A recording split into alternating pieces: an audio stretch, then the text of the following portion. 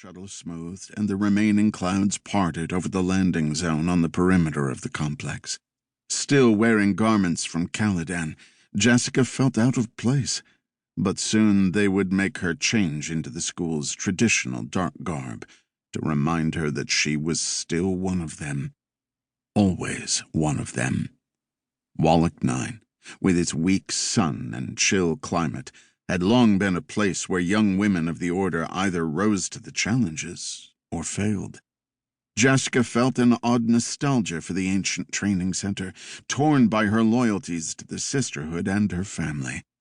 She had spent so many years here, soft clay for them to shape as they chose, finally assigning her as the bound concubine of a young duke with great potential.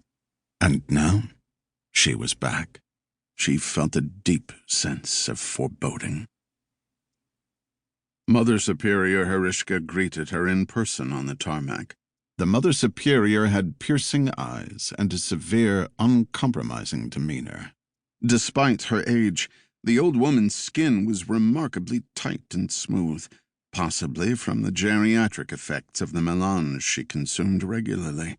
She had filled the same role for decades after a lifetime of service to the Order. "Come with me. You are needed immediately." She didn't explain about the urgent matter that had turned Jessica's life upside down. Despite her advanced years, Herishka set a brisk pace, moving like a military commander leading a charge against enemy lines. They entered a large new administration building that had been built with a generous donation from old Viscount Alfred Tull, whose name was on a plaque by the entrance. "I want you to see this first before you attempt to settle in. We may not have much time," Herishka said. "You need to know the reason you are here and why it is so important." Yes, she thought, I need to know that. As Jessica followed her up wide stairs and down long corridors, she absorbed peripheral details, but did not ask questions, though a desperate curiosity clamored inside. In an isolated section of the third floor, Herishka led her to a viewing window that looked into a large medical chamber with a closed door. Two other sisters remained there, outside the plaza like guardians, but Jessica stepped up to the window, determined to see. Herishka explained, "The room is sealed and barricaded, but do not underestimate the danger. This is clear armored plaza, and she can see us now if she is alert enough. But for our protection, we can always set it to one-way plaza, if necessary." With all the precautions taken, Jessica expected to see some kind of caged monster inside. Instead, she saw an ancient woman stretched on a bed, tossing restlessly in her sleep. She wore only a medical gown, with tubes and monitors connected to her.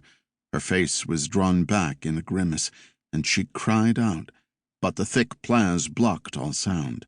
Despite the wrinkles on her age-spotted neck, arms, and hands, her face was not nearly as shriveled as her body. Jessica didn't understand.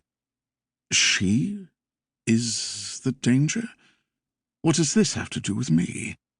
The Mother Superior gave an oblique answer. "This is Lethea, a former Kwisatz mother. Now she serves in a different capacity for as long as she remains alive, and for as long as she withholds what we need."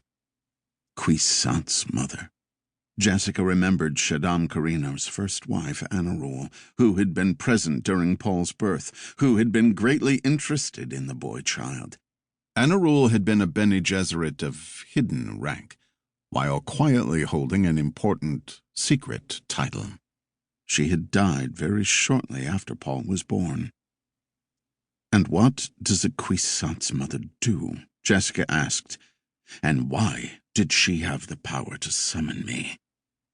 "Like a guild navigator foreseeing safe pathways throughout the stars, so a Kwisatz mother can see each thread in the immense tapestry of our breeding plans. Lethea was relieved of duty due to mental instability. She is still useful, even if she is dangerous." Jessica couldn't tear her gaze from the crone writhing on the medical